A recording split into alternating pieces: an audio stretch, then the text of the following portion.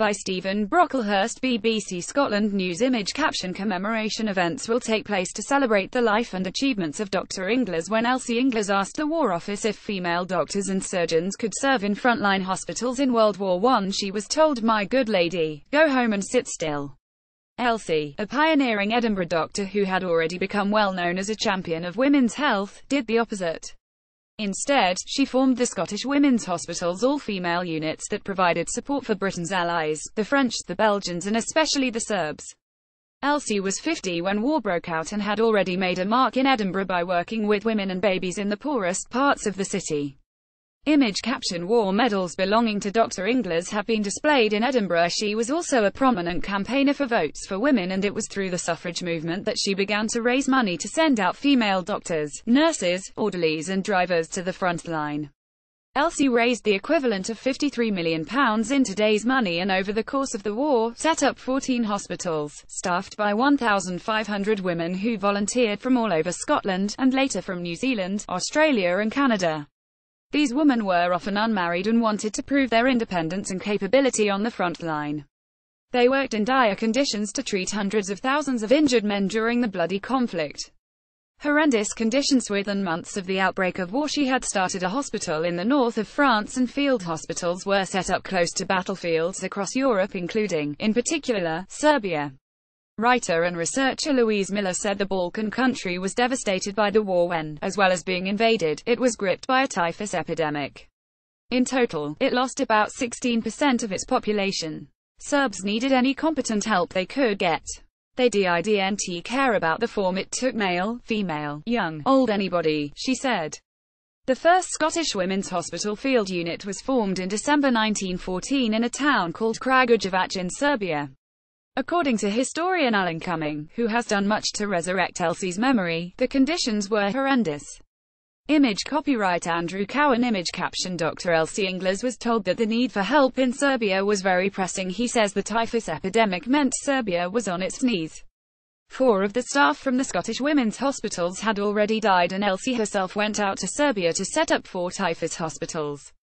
By the autumn of 1915, Serbia was invaded by the Austrian army and the Great Retreat began.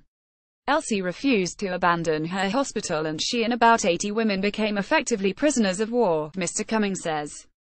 He says that after a couple of months the Germans had had enough of them and sent them home. Image copyright British Embassy to Serbia. Image caption: in 2015, Inglis and 5 other female volunteers were honoured by appearing on commemorative Serbian stamps. About 200,000 men, women and children died on the retreat over the mountains of Albania and Montenegro in the depths of winter.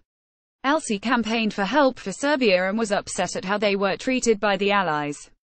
In the latter part of 1916 she headed off again to support her beloved Serbs who had been called to the Russian front, Mr. Cumming says.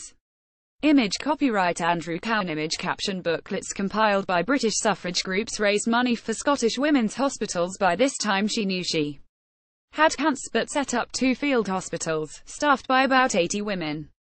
The British government demanded she come home, but Elsie refused until the Serbian soldiers were guaranteed safe passage.